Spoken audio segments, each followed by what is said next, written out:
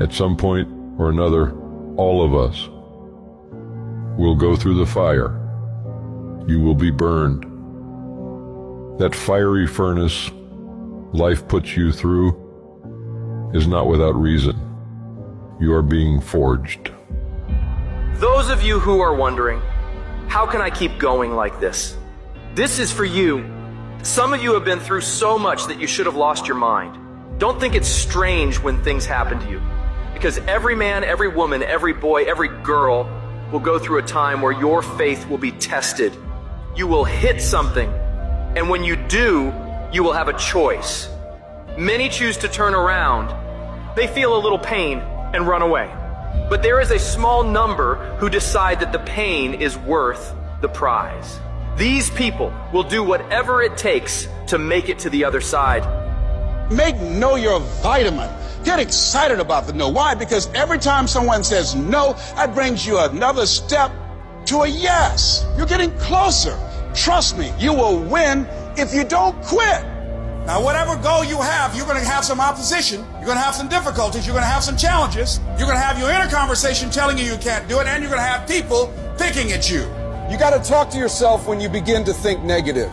I don't think I can do that, Les. You can. Why don't you just test yourself? Why don't you stretch, Les? Come on, man. When you start seeing yourself thinking something negative, stop it right quick. Stop yourself. Catch yourselves. When you find yourself getting negative with people that you have allowed to push your buttons, when you find yourself becoming negative about what's happening to you, you've got to affirm to yourself in the process, hey, no, I can make it. There's some way this can happen for me. As you start believing that you are worthy of good things supposed to happen to you, you develop a sense of entitlement. Good things supposed to happen to me. Working on yourself, watching that inner dialogue, it will determine the quality of your life. Life shrinks or expands in proportion to one's courage. So you've got to believe you can get through this. You've got to have faith, knowing that there is something greater for you in this world.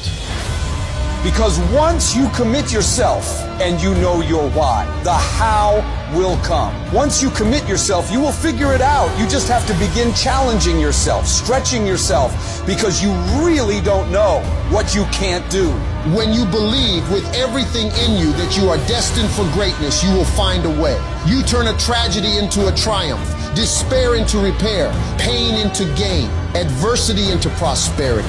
People ask me, what are your greatest moments? Every single one of them's failure. That's where I got to learn who I was. That's where I got the report card to know which part was fixed, which part was broken, so I can take my effort and reapply it. See, when you invest in something and you hustle and you work for something, you got a different type of attachment to it. You're going to have a cold day in hell for somebody to try to take this from you. We live by this, we die by this. We don't surrender, we don't retreat. When you put your blood, sweat, and tears into something, it becomes a part of you. It's more than just a goal. It's an embodiment of your dedication. It's the obstacles you fought your way through. It's the long nights of, how are we gonna make this work? It's the lonely hours of grinding through the dark when you can't make ends meet. Somebody told you it was over. Somebody told you just go home and die. Somebody told you you'll never be a doctor. They sent you home, you failed. They sent you home, law school. They sent you home, never give up and never give in. Because skill can't get you past certain things. Quickness and agility can't.